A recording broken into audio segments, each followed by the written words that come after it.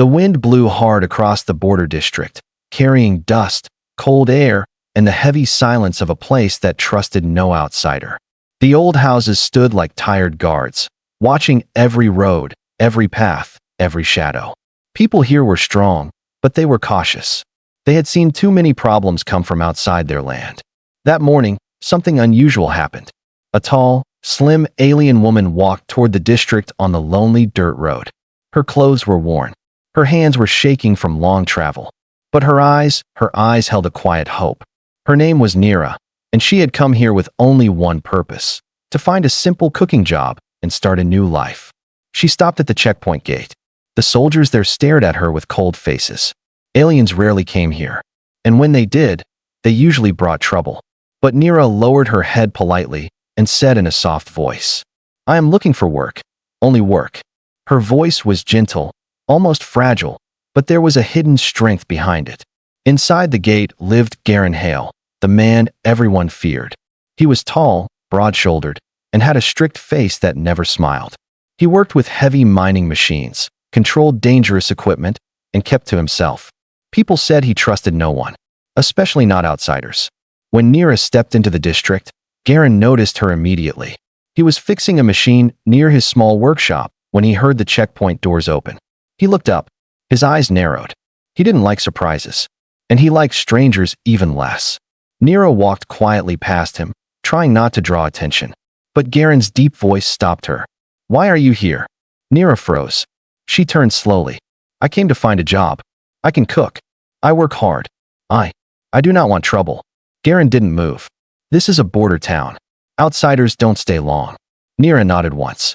"Maybe, but I still want to try." Garen stared at her for a long moment. His expression didn't change, but something in her eyes made him pause. A calmness, a kind of bravery he didn't expect. Nira continued walking toward the food center where she hoped to ask for work. But the people she passed whispered softly, "Who is she? She shouldn't be here. Looks dangerous. Why did the gate let her in?" Every whisper reached her ears, but she kept walking. Her steps were slow but steady. She had traveled too far to turn back now. As she moved deeper into the district, the tension grew heavier. Even the air felt different, tight, suspicious, unfriendly. But Nira noticed something else too. Far ahead, she saw a small group of children staring at her food bag with curious eyes. She bent down, opened the bag, and pulled out a small piece of sweet bread. She offered it gently. At first, the kids hesitated. Then one of them reached out and took it. He tasted it, his eyes widened. "It's good," he said loudly. Other children laughed softly. For a brief second, the air felt lighter. Garen, watching from a distance, felt something strange. He wasn't sure why, but the moment bothered him. Or maybe it interested him. As Nira stood up to continue her walk, a long shadow moved behind her, someone following quietly. She sensed the movement, her heart beating faster, but she didn't turn around. Fear tried to rise inside her, but she controlled it. She whispered to herself, "I must not fail, not again." The sun began to set over the lonely border town, painting the dusty ground in red light. And in that fading glow, the district's most feared man kept his eyes on the quiet alien girl who had just stepped into his world. A world where trust was rare, danger was close, and strangers almost never survived long. But this time, something felt different. Something was about to change. Nira reached the food center just as the sky turned a deeper shade of gold. The building was old, built from metal sheets and cracked stone, but it smelled of warm bread and boiling broth. It was the only place in the border district where travelers could eat or work. Inside, the noise stopped the moment she entered. People at tables stared at her with half-raised spoons. Workers froze mid-step. Even the kitchen door stayed half open, the cook behind it watching her like she was something dangerous. Nira kept her head low. I am looking for a job." The cook, a short man with big shoulders, stepped forward. His name was Rolf. He wiped his hands on his apron and grunted. "You want to work here? In my kitchen?" "Yes," she answered quietly. "I can cook well. I learned from my mother." "And her mother?" Rolf squinted. "Outsiders bring complaints. Complaints bring inspectors. Inspectors bring trouble and fines." Nira felt her throat tighten, but she kept her voice steady. "Let me try for one day. If you don't like my work, I leave." Rolf stared at her for a long moment, then sighed. "Fine. One day, one dish. If the people don't complain, you stay. She bowed gratefully, but not everyone was pleased. At a corner table, a group of men whispered angrily. One of them, a tall man with a scar on his chin, slammed his fist on the table. "We don't need her kind here," he muttered loudly. "Border's already unsafe." His voice wasn't directed at Nira, but everyone knew she heard it. Before she could react, a deep voice came from behind her. "That's enough." It was Garen. He had entered the food center without anyone noticing. Dust still clung to his jacket from the mines. His eyes were sharp, unreadable. Nira turned toward him, surprised. Garen didn't look at her. He looked straight at the men at the table. They went silent instantly. Rolf cleared his throat. "Garen, didn't expect you here." Garen ignored him. His eyes followed Nira as she walked into the kitchen. And then he walked away without a word. Nira stood in the small kitchen, heart beating fast. She placed her cooking tools on the counter, a small pan from her bag, a spice pouch wrapped in soft cloth, and a simple metal bowl. Rolf watched with crossed arms. No tricks. No alien additives. People here eat simple food. Very simple. Nira nodded, even though she knew her recipes were nothing like theirs. She began to cook. The sizzle of the pan filled the kitchen. A warm smell rose into the air. Not strange, not powerful, just comforting. Like a memory of home. She mixed spices gently, careful not to use too much. She stirred broth slowly, letting the flavors unfold. Her hands never shook. For the first time since entering the district, she felt calm. Outside, people sniffed the air. "What is that smell? Something nice?" "Rolf never makes food like that." The scar-chinned man frowned. He didn't like how curious everyone looked. When Nira stepped out of the kitchen with 2 small bowls, the room fell silent again. She placed one bowl in front of Rolf. "Try." Rolf tasted it. His eyebrows lifted. He tasted again, slower this time. "It's good," he said reluctantly. People whispered louder. Rolf sighed loudly. "Fine. Serve it.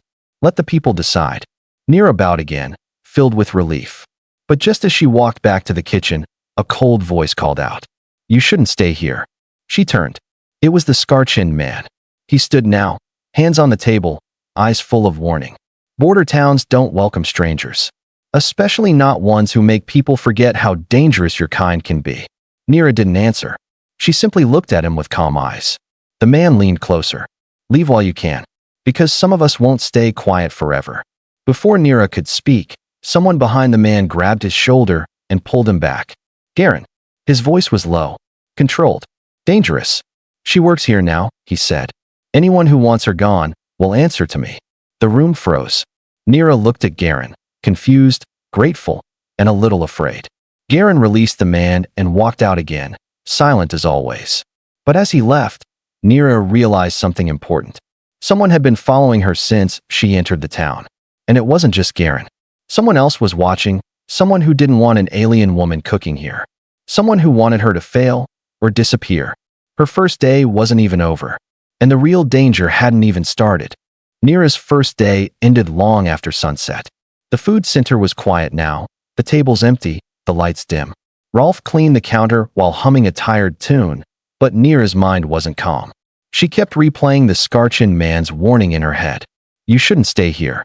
His voice still chilled her. But something else bothered her too. A feeling that someone was following her long before she even entered the kitchen. Every step she took, every corner she turned, she sensed eyes on her. She tried to ignore it during the day, but now, in the silence, that feeling grew stronger. Rolf waved a hand. "You can go. Come back early morning. Don't be late." Nira nodded politely. She packed her small pan, her spice pouch, and her cloth bag. When she stepped outside, the cold night air stung her skin. Lamps flickered along the dusty street, making long shadows dance across the ground. She began walking toward the small room she had rented near the southern wall. But after only a few steps, she heard it. A soft crunch, like a footstep on loose gravel. She stopped. The sound stopped too. Her heartbeat quickened. She pretended to adjust her bag, then continued walking. Again, a soft crunch behind her. Someone was following her. She turned her head slightly. The street looked empty. But near an abandoned storage shed, a dark shape moved just enough for her to notice. Her hands tightened around her bag. She picked up her pace. At the same time, far across the district, Garen was finishing his shift in the mines. The air around him smelled of metal and smoke. His face was covered in dust, but his mind was elsewhere. He had seen the way people looked at Nira today. Fear, suspicion, anger. And yet, she didn't fight back, didn't raise her voice, didn't make trouble. She simply cooked food, served people, and spoke with respect. It bothered him, or maybe it intrigued him. He didn't trust easily, but something about her quiet strength stayed in his thoughts. He wiped sweat from his brow and began walking home, until a distant sound made him pause. A woman's hurried footsteps. He looked toward the road leading to the southern wall and felt his chest tighten. Nira was running. Nira tried not to panic, but the shadow behind her was getting closer. She could hear breathing now. Heavy, intentional, hunting. She reached the corner of the storage yard and rushed toward the back alley. A narrower path where lamps were weak and the walls trapped the air like a cage. Her breath grew faster. She whispered to herself, "Stay calm, stay calm." But she wasn't calm. Suddenly, the footsteps behind her sped up. Nira turned the next corner and stopped. A second figure stood there. Tall, broad shoulders, wearing a dark coat. He wasn't hiding. He was waiting. Her heart dropped. She stepped back, but the first shadow blocked the path behind her. Two men, both silent, both closing in. The first one spoke, his voice low and cold. "You think feeding people will make them forget what your kind did to this border? We haven't forgotten." Nira shook her head quickly. "I only came for work. I want no trouble." "Then you came to the wrong place," the man snarled. The second man reached for her arm. But before he could touch her, a loud metal crash echoed through the alley. All three turned toward the sound. A heavy mining wrench rolled across the ground, and behind it stood Garen Hale. His face was unreadable, but his eyes were sharp like blades. He stepped forward slowly. "You two, move." The men stiffened. One laughed nervously. "Garen, she doesn't belong here. Everyone knows." Garen didn't let him finish. He grabbed the man by the front of his coat and slammed him against the wall. The second man stepped back, shocked. Garen's voice was calm, but every word carried weight like stone. "If you have a problem with someone in this district, you deal with me first." The alley fell silent except for the men's uneven breathing. Nira stared at Garen. She didn't understand why he helped her. She barely knew him. But right now, he stood between her and danger like a wall of iron. The scar-chinned man from the food center appeared at the end of the alley, watching. His eyes narrowed with hidden anger. He said nothing and turned away. The other two men hurried off, disappearing into the darkness. Garen released the man he held and stepped back. He didn't look at Nira immediately. He was still scanning the shadows, making sure no one else was hiding. Finally, he turned to her. "You shouldn't walk alone at night." Nira swallowed hard. "I had no choice." Garen nodded once, then picked up his mining wrench. "Come on. I'll walk you to your room." She hesitated. "Why are you helping me?" Garen started walking, not looking back. "I don't like bullies." Nira followed him quietly, her heart still racing, but now for a different reason. She had entered this town hoping to find work. Instead, she had found danger and an unlikely protector. But she didn't know yet that tonight's attack was only the beginning. Someone bigger, someone hidden, someone powerful, was planning something far worse. The next morning, the border district woke with cold wind and nervous whispers. Rumors moved through the streets like smoke. Someone attacked the alien girl last night. Garen was there. Maybe she brought trouble with her. Nira heard every whisper as she walked to the food center. She kept her head down, but her heart felt heavy. She didn't want to bring problems to anyone, especially not Garen. His help last night had saved her, but it also made him a target. When she reached the kitchen, Rolf was already there, chopping vegetables. He looked up, expression puzzled. "You look tired," he said. "Rough night." Nira hesitated. Io was followed. Two men. Rolf's knife froze midair. "And Garen helped me." Rolf let out a low sigh. "Figures. That man doesn't speak much, but when he moves, it means something." Before she could reply, the back door creaked open. A guard from the checkpoint stepped inside. His uniform was dusty, his face serious. "Nira," he called. "You need to come with me." Rolf stiffened. "What's this about?" "Inspection orders," the guard said without emotion. "Someone filed a complaint." Nira's stomach dropped. "A complaint?" He nodded. "Multiple. About your presence. About last night. About other things." Nira felt the room spin for a moment. "I didn't do anything wrong." The guard softened a little, lowering his voice. I know. But the border office doesn't ignore complaints. You must answer questions. Rolf stepped forward. She's working today. She's coming with me, the guard said firmly. Nira took a deep breath. She didn't want to cause more trouble. It's fine. I will go. As she stepped outside with the guard, she noticed something strange. The usually busy checkpoint area was half empty. Soldiers stood in tight groups, whispering. Papers were scattered on a table. A broken drone lay near the gate, sparks still flickering. Something had happened here. The guard noticed her staring. We had a breach last night, he muttered. Someone crossed the outer fence. Who? She asked. He shook his head. We don't know. They left no tracks. But Nira felt something in her chest. A pull, like a distant memory.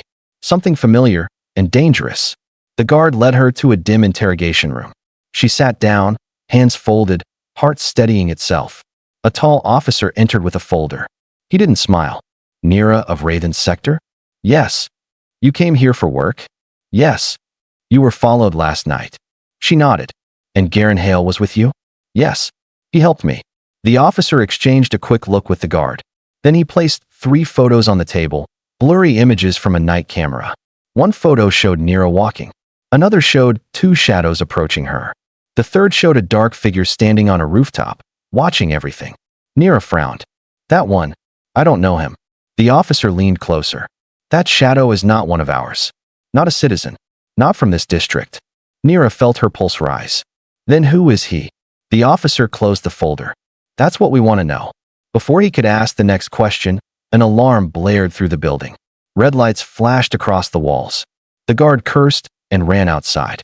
The officer followed quickly, leaving Nira alone. She stood, confused. What's happening? Then she heard shouting from outside. They found another breach. Someone tampered with the power grid. Check the food center. Check the mines. Nira pushed the door open and stepped into the hallway. Soldiers ran past her in panic. And then she saw him. Garen, storming through the corridor, jaw tight, hands covered in fresh dust. Nira, he called. She hurried toward him. What's happening? Garen didn't slow down. The attacks last night weren't random. Someone is trying to break the border systems from the inside. Nira swallowed. Why? Garen stopped and looked at her. Really looked at her. With an intensity she didn't expect. Because of you. She froze. Me? He nodded. Someone wants you out. Or captured. Or silenced. And they're using the border chaos to do it. Nira felt the world tilt. But, I'm just a cook. Garen shook his head. Not to them.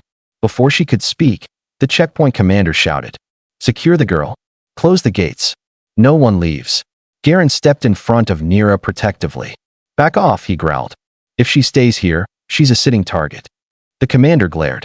She is not leaving this building. Garen tightened his fists. The air turned tense, like a storm ready to break. Nira finally whispered, voice trembling. What do they think I am? Garen looked at her with a seriousness that made her skin cold.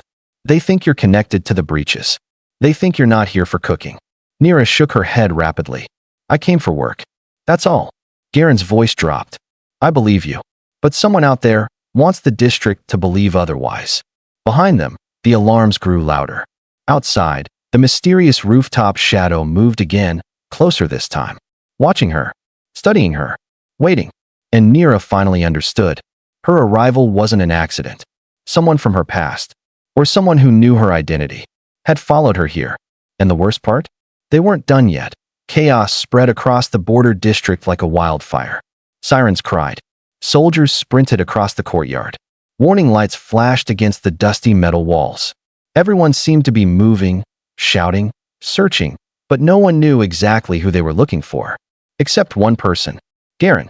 He pulled Nira through a side passage, away from the shouting guards. His grip was firm, protective, almost urgent. Garen, she whispered, struggling to keep up. Where are we going? Somewhere safe, he said without slowing down. But the commander said. I don't care what he said. They reached a quiet maintenance hallway behind the power station. The air smelled of oil and metal. Here, the sirens sounded far away, almost like echoes. Garen finally stopped. Listen carefully. Someone is framing you. Nira's breath caught. Why? I didn't do anything. I know, he said. His voice had softened for the first time since she met him. But someone wants the district to believe otherwise.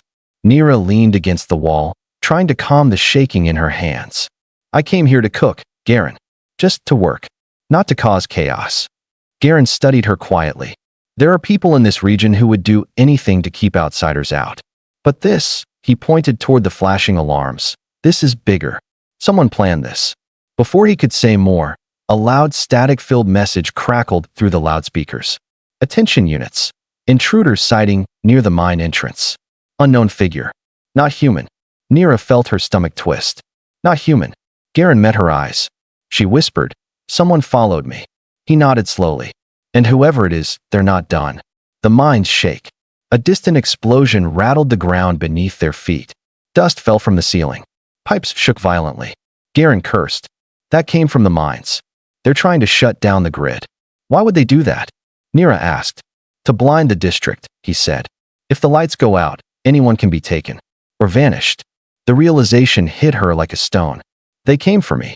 Garen didn't deny it. He grabbed his heavy mining wrench, the same one he dropped in the alley the night before. Stay behind me. But before they could move, the hallway lights flickered, then died. Darkness swallowed them. Nira gasped. Garen lifted a small flashlight, its weak beam glowing just enough to see the walls.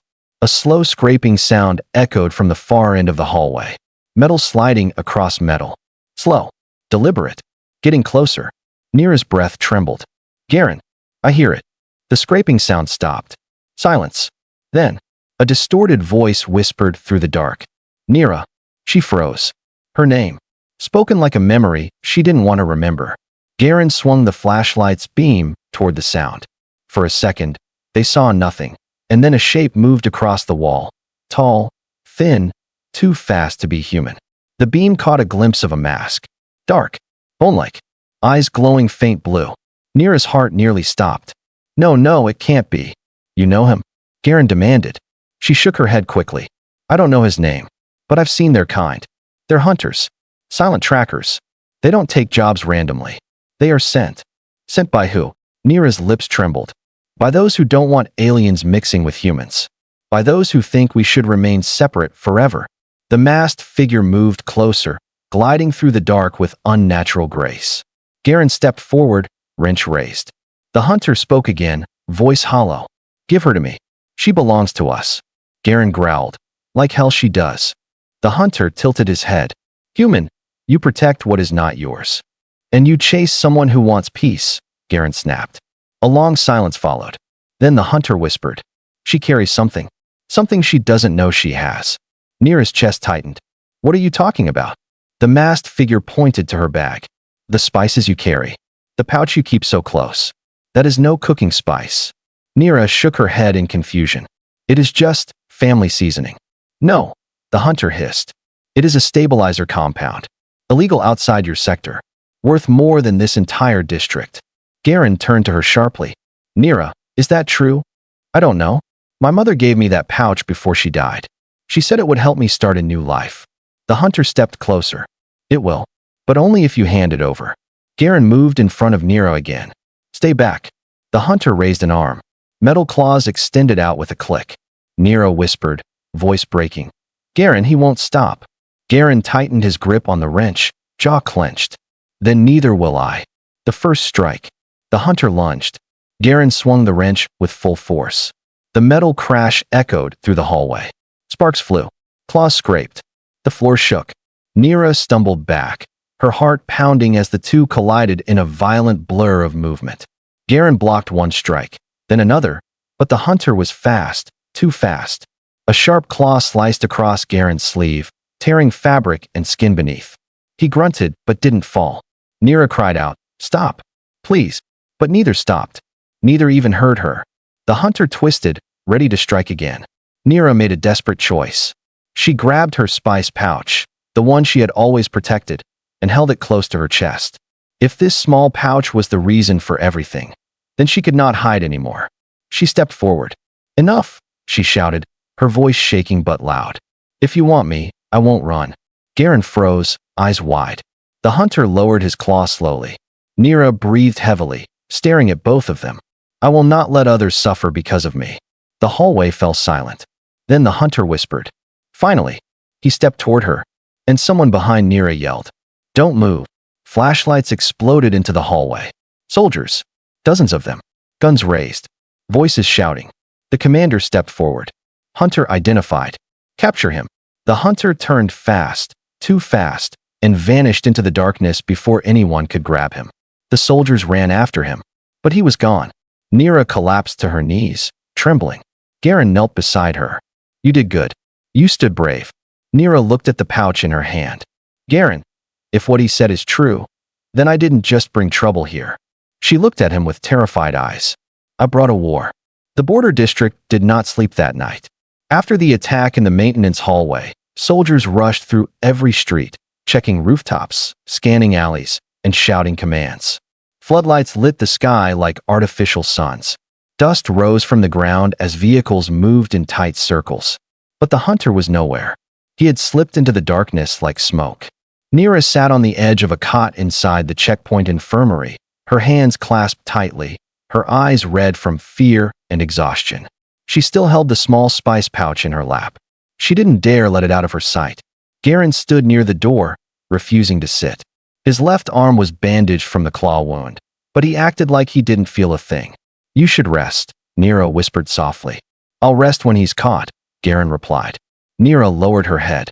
He won't stop until he gets this, she said, touching the pouch gently.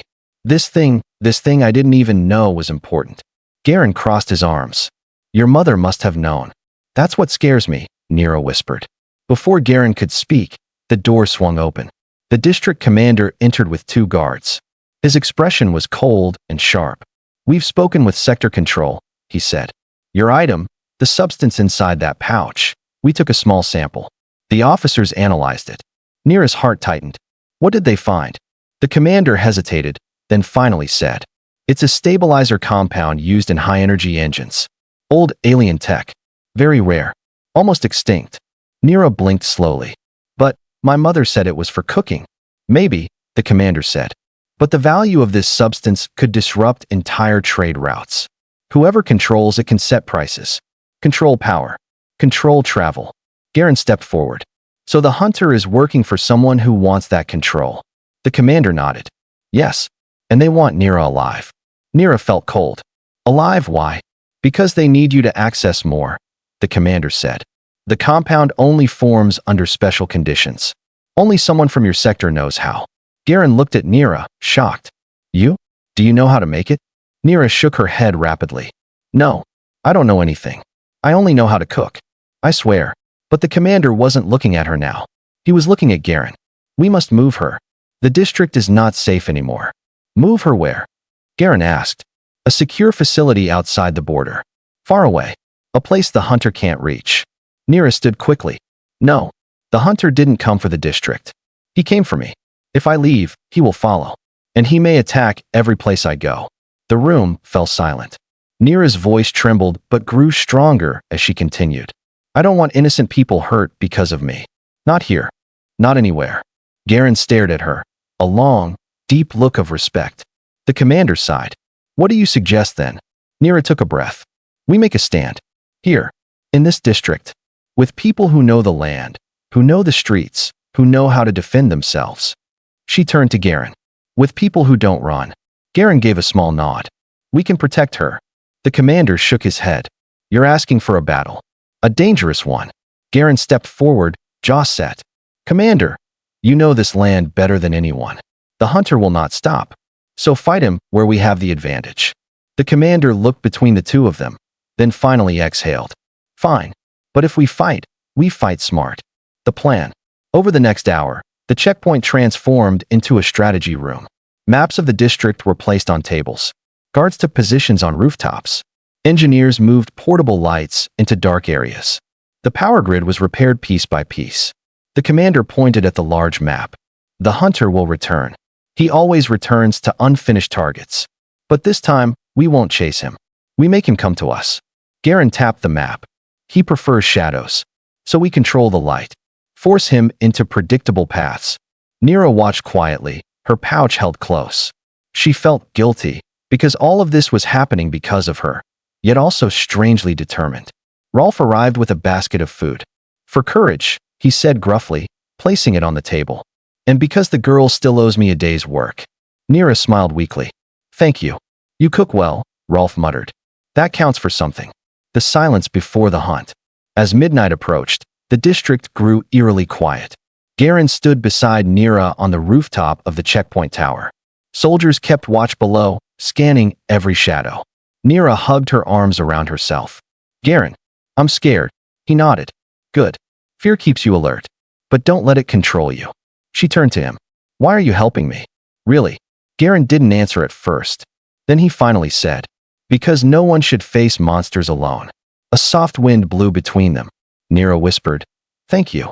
Before Garen could speak, the comm device crackled. Movement detected near the southern wall. Fast. Too fast to be human. Garen's eyes hardened. He's here. Nira felt chills rush through her entire body. The hunter had returned. But this time, the border district was ready. The wind turned sharp as midnight settled over the border district. Every rooftop, every alley, every checkpoint crackled with tense silence. Soldiers held their breath. Floodlights buzzed softly. The ground felt like it was waiting for the moment everything would break. On the rooftop tower, Nira stood beside Garen, her hands trembling but her eyes focused. She held the pouch tightly against her chest. Garen stood like a stone wall, wrench in hand, scanning the darkness with unblinking eyes. A faint static hissed in the comm device. Southern wall breached. Something is climbing. Garen tensed. Nira stepped closer to him unconsciously. Below them, two guards aimed their rifles at the southern barrier. At first, nothing moved. Then, a tall, dark shape rose from behind the metal wall, the hunter. Silent. Still. Eyes glowing like icy stars. He looked straight at Nira, even from a distance, as if nothing else existed. The comm screamed. Target sighted. Repeat, target sighted. But before the guards could fire, the hunter exploded into motion. He leaped across the street, claws ripping into a tower beam. Soldiers shot, but he slipped between bullets like shadows avoiding light. Every movement he made was precise. Cold. Deadly. The hunter whispered through a distorted speaker in his mask. Nira, come. His voice echoed across the rooftops. Nira's knees weakened. But Garen stepped in front of her, blocking the view. You want her, he growled. You go through me. The hunter tilted his head. Then he laughed, a low, broken metallic sound. Human courage, always amusing. He lunged. Garen met him midair. The rooftop exploded in a storm of metal and sparks. The two collided with bone-rattling force. Garen swung his wrench with brutal strength. The hunter dodged, claws slicing through the air with deadly precision. Nira screamed, Garen. But he didn't look back. Stay behind the tower rail. Soldiers fired from below, but they couldn't risk hitting Garen. The hunter pinned Garen down, claws inches from his throat. Nira's heart nearly stopped. Enough, she cried, stepping forward. The hunter froze just long enough to look at her. Give me the pouch, and he lives. Garen strained under the hunter's weight. Don't you dare. Nira's hands shook violently. Her entire body trembled. The pouch in her hand felt heavier than stone. She whispered, if this ends the fighting, if this keeps people safe. She raised the pouch. The hunter stood slowly, releasing Garen just enough to move. But when he reached out to take the pouch, Nira didn't hand it to him. She ripped the pouch open. Silver dust burst into the air like a shooting star. The hunter stumbled back, shocked. What are you doing? Nira's voice rose with fierce determination. You said this substance is rare. Dangerous. Valuable. If it causes so many problems, then no one will have it. The dust glowed faintly under the rooftop lights, swirling like tiny sparks.